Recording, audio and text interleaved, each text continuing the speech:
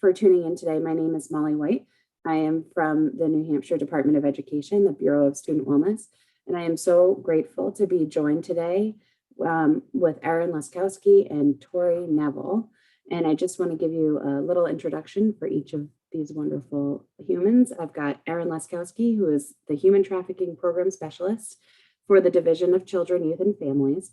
Her role is to work to enhance anti-trafficking efforts through continuous work to enrich programmatic initiatives, policies, and trainings, and to facilitate a statewide response to all child victims of human trafficking.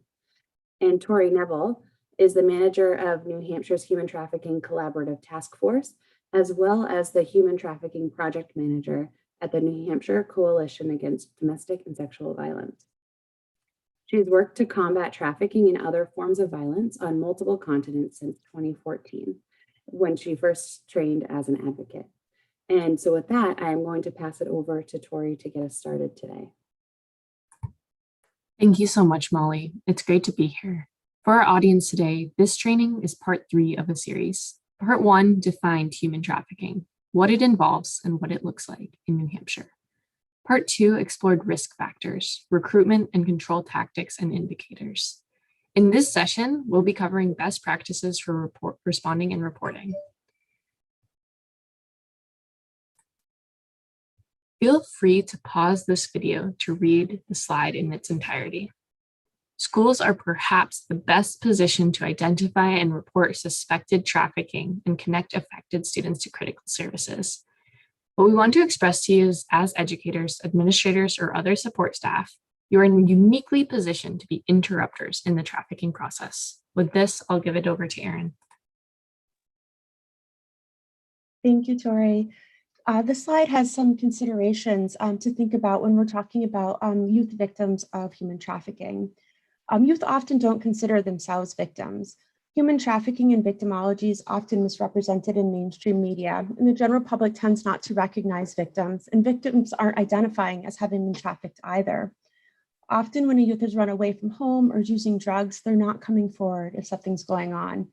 They don't see themselves as being victimized, nor do they want to see themselves as a victim, so they don't go to the police and they don't reach out for help. Youth will often feel complicit in their victimization. They're often scared, possibly embarrassed, and worried that they will be in trouble. Only a very small percentage of trafficking cases are abduction cases, and this tends to mean that kids are far more likely to have known their trafficker in some capacity prior to the trafficking, whether through family, community, or online activities. Traffickers use various methods to become someone the child knows, fears, or trusts. And with this trust or fear in place, traffickers don't need to kidnap their victims. They can convince or coerce them to show up in what can be perceived by the victim to be willingly. And this perceived choice in the beginning often results in feelings of shame, guilt, or self-blame later on. This relationship between the trafficker and victim is often very complex. In situations where a child or a teenager has run away or is trying to survive on the streets, and they connect with someone who is providing for them, who's giving them things that they want, things that they need, or who they believe loves them, is really powerful to a child, and they may not be able to identify that they're a victim in that situation. The last thing I want to mention on this slide is the importance of having one safe person for a child or teenager to turn to. Oftentimes, a child is scared, worried, or believes they've done something wrong. The complex trauma that a survivor goes through affects all areas of their life. Kids really need one safe person they can talk to, someone who will respond calmly and non-judgmentally, someone they can trust, and someone that they can speak honestly with. The next slide is around disclosures. If you're ever in a situation where there's a disclosure of human trafficking, stay calm. Be aware of your body language and what that is portraying. How you respond if a child confides in you sets the tone for how they will be able to move forward. Be aware of your reactions, both verbally and physically. Check in with yourself to ensure you're not responding in a way that shows disgust or disdain. Try not to show that you're shocked or start talking about how awful the youth's experience was. This may prevent them from sharing more or believing that you can manage the information. A child needs to know that they can talk and that adults can handle what happened. Some people find it helpful to set aside a time to think about what they would do if this comes up, to take stock of how it makes you feel. As you think about this, notice the expressions on your face, how your body is responding physically.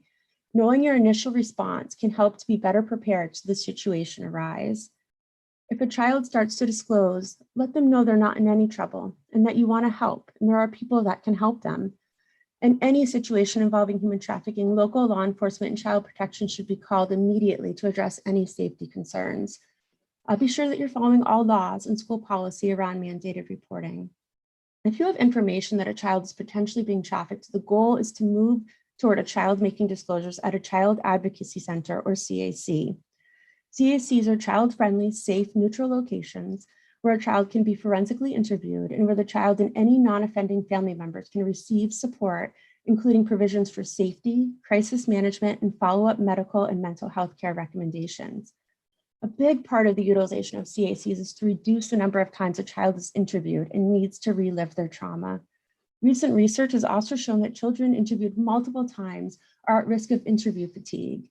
This significantly impacts the child's ability to receive and accept supports and can also have impacts on a criminal case. Because an entire multidisciplinary team is at a CAC, offenders are more likely to be held accountable and the child's global needs are more likely to be accurately assessed and addressed.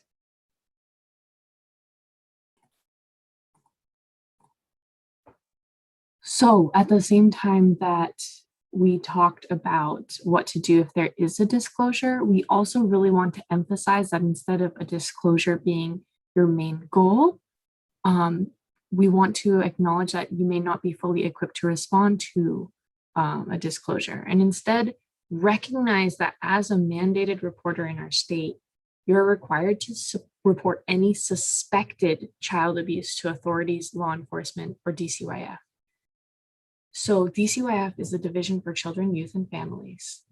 And here we have a little bit of an overview of when you have a duty to report.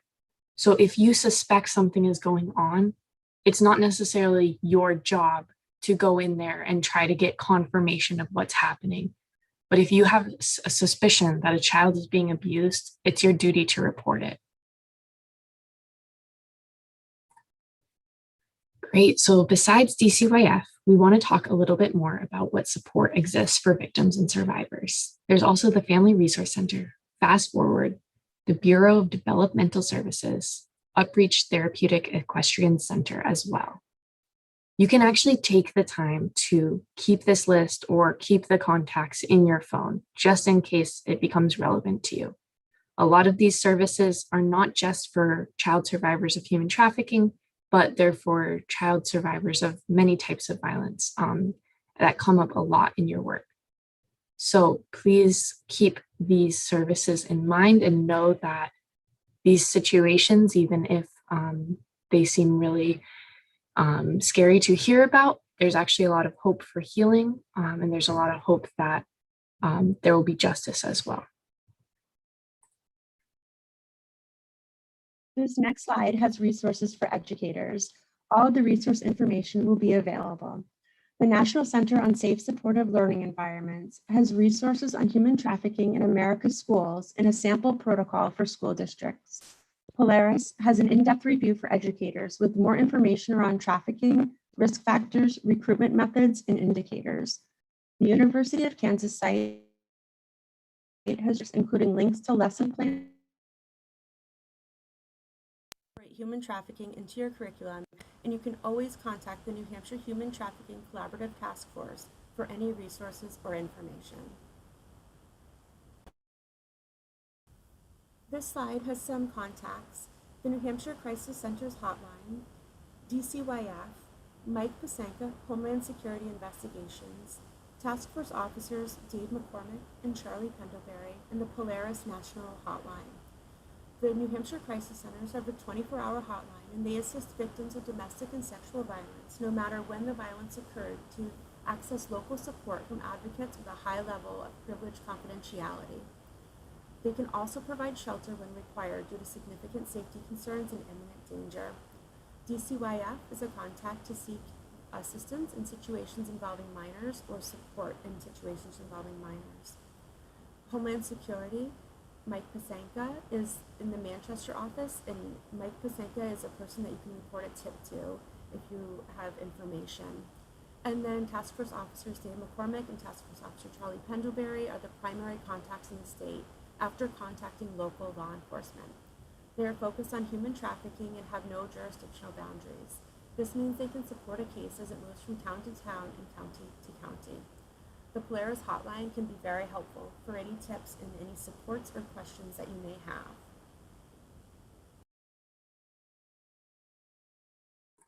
Thanks, Erin. I'll also say that, the crisis hotlines and the Polaris line are really good for people who might want to call in with a hypothetical or asking for help in what to do in a certain situation. They've seen a lot of situations like this before, and they know somewhat the safest way to handle it. So please feel free to write down these contacts, keep them in your phone, just in case a situation ever arises. It will be easier to make the contact happen. Thank you so much for coming out today and listening to part 3 of our video session. Here we've listed our contact information for the New Hampshire Human Trafficking Collaborative Task Force. You can follow us for updates on our work on our Facebook or Twitter page, or you can contact us through the phone number, our Gmail account, or our website. Thank you so much, and best wishes with your work.